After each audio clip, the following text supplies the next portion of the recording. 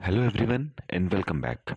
जैसा कि हमने लास्ट वीडियो में डिस्कस किया था the journey of reservation in India, और उसमें हमने विनोद कुमार के केस तक डिस्कस किया था।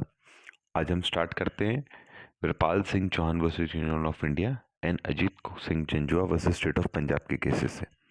सो इस केस में क्या हुआ था कि सुप्रीम कोर्ट के पास एक सीरीज ऑफ केसेस थे। उसको डिसाइड करते हुए सुप्रीम कोर्ट ने कैचअप रूल को इंट्रोड्यूस किया। अभी कैचअप रूल क्या है?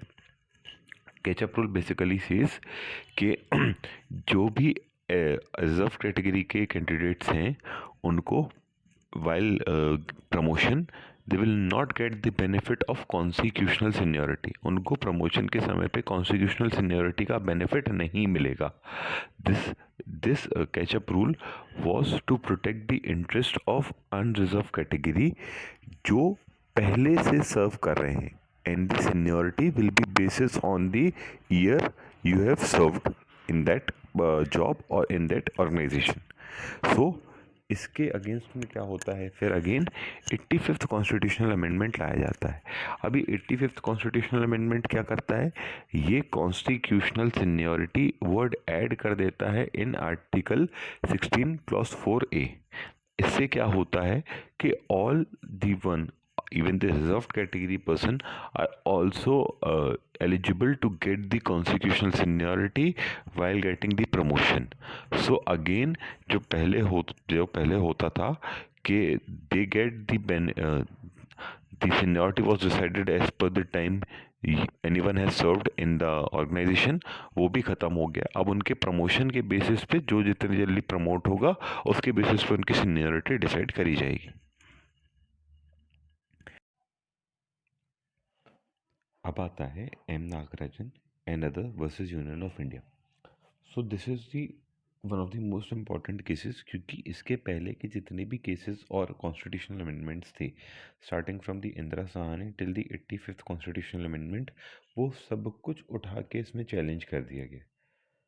अब जब इसमें सब कुछ उठा के चैलेंज कर दिया गया है तो एपेक्स कोर्ट, हमारा सुप्रीम कोर्ट, एक एक चीज़ की वैलिडिटी को वैलिडेट्स करता है और उसके बाद सुप्रीम कोर्ट कुछ बातें कहता है। वो क्या कहता है?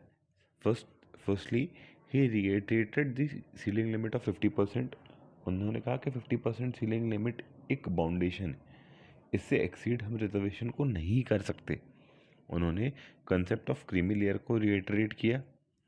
उसके बाद वो कहते हैं कि the apex court also upholds the compelling reasoning of backwardness, inadequacy of representation and overall administrative efficiency।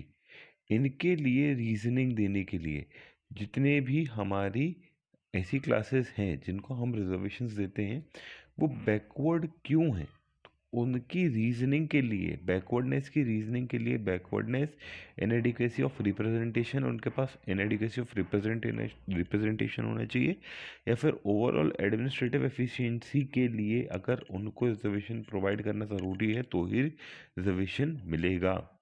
And third thing is apex court also held that the state has to collect quantifiable data showing the backwardness of class and inadequacy of representation of that class in public employment, and in addition to compliance of article 335, state को भी data, quantifiable data collect करके दिखाना पड़ेगा।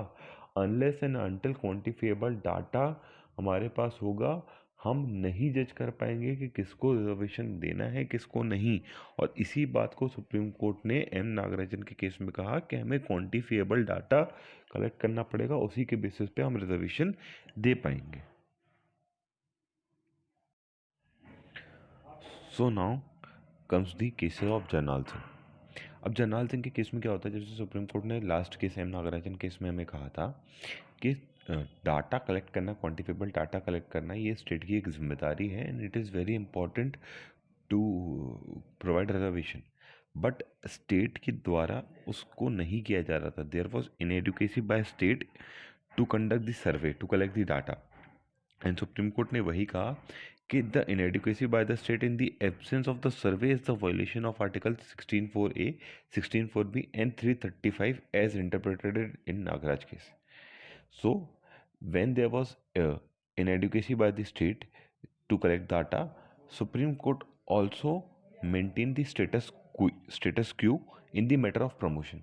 So the matter of promotions were stays as it is. And then comes the case of state of Maharashtra versus Vijay Ghagre. अब इस case में क्या होता है, द क्वेश्चन वॉज कि क्या हमें फिर से एम नागराजन के केस को एक लार्जर बेंच के पास रेफर करना चाहिए to reexamine the case. It provide Union of India to take step for the purpose of promotion reserved to reserved and unreserved to unreserved. अब जब जनाल सिंह के केस में मैटर ऑफ प्रमोशंस पे एक स्टे लगा दिया गया था, तो एक पूरे इंडिया में मतलब अपन कह सकते हैं क्योस हो गया था कि रिजर्वेशन को लेके everyone was confused about the reservation, और बहुत सारी पोस्ट भी उसके कारण खाली हो रही थी. सो विजय घाघरे के केस में ये भी सुप्रीम कोर्ट ने कहा कि यूनियन ऑफ इंडिया प्रमोशन के लिए बना सकती है laws, but they should be from a reserve to reserve category and unreserve to unreserve category. उनको एज इट इज ही प्रमोट करना पड़ेगा. एंड एम नागराजन के केस को रेफर करने के लिए इसके बाद जब केस आगे रेफर होता है तो उसमें बोला जाता है कि एम नागराजन के केस में जो क्वांटिफिएबल डाटा की बात करी जा रही थी वो गलत है. जो क्वांटिफिएबल डाटा की बात करी जा रही थी वो गलत है.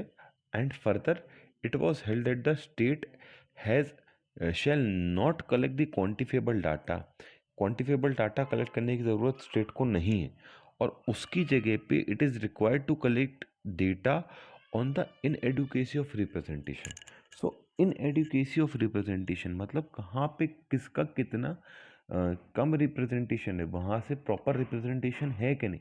प्रोपोर्शनल रिप्रेजेंटेशन पे नहीं जाना है कि वहाँ पे कितना वहाँ की पॉपुलेशन और कितने लोग वहाँ से रिप्रेजेंट कर रहे हैं, बट वहाँ का रिप्रेजेंटेशन है कि नहीं, वहाँ पर रिप्रेजेंटेशन की रिक्वायरमेंट है कि नहीं.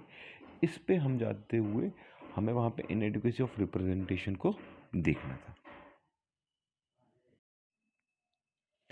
And now here comes the 103rd constitutional amendment. अब 103rd कॉन्स्टिट्यूशनल अमेंडमेंट ने क्या किया, इसने आर्टिकल 15 क्लॉज 6, आर्टिकल 16 क्लॉज 6 हमारे कॉन्स्टिट्यूशन में ऐड कर दिया गया.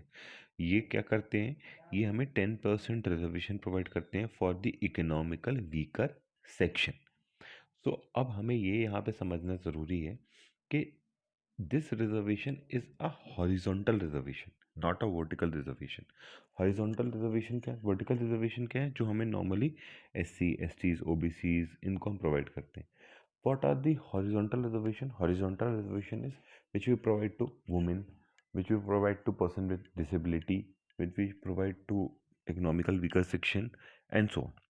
So इसको चैलेंज करते हुए 103rd कॉन्स्टिट्यूशनल अमेंडमेंट जब लाया गया तो उसको चैलेंज करते हुए एक केस दायर किया गया सुप्रीम कोर्ट में, and the case was Janhit Abhiyan versus union of India. So इस केस में 103rd कॉन्स्टिट्यूशनल अमेंडमेंट की वैलिडिटी को एग्जामिन किया गया. So the judgement was passed by the majority of 3-2, and this constitutional amendment was upheld. So while upholding the constitutional amendment, three judges, Justice Dinesh Maheshwari, Justice Bela Trivedi, and Justice JB Pardiwala upheld this constitutional amendment.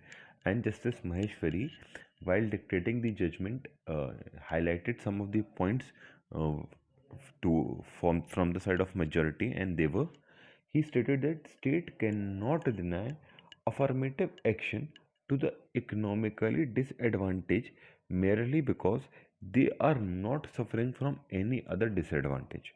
उन्होंने कहा कि सिर्फ हम इसलिए कि economically जो disadvantage हैं उनके पास कोई और डिसएडवांटेज नहीं है तो हम उनके लिए कोई एक्शन नहीं लेंगे. This state can not deny by stating this statement, या फिर in this way state can not deny.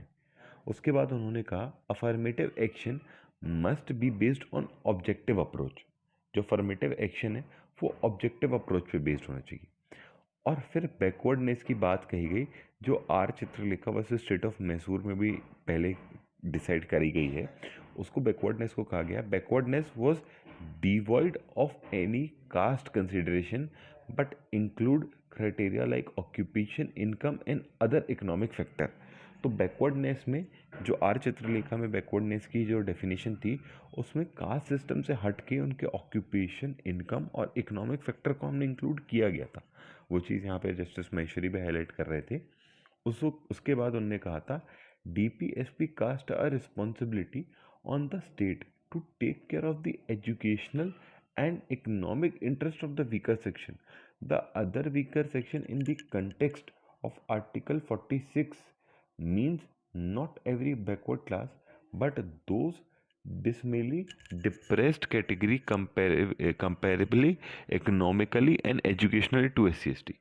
So जो आर्टिकल 46 है वो भी ये बात कहता है कि हमें उनको कंपेयर करते समय सारे फैक्टर्स ज़रूरी नहीं है कि मैच करें, लेकिन अगर इकोनॉमिकली और एजुकेशनली वो वीक हैं and they are comparatively to एस सीज and STs, so they should be included in other weaker section.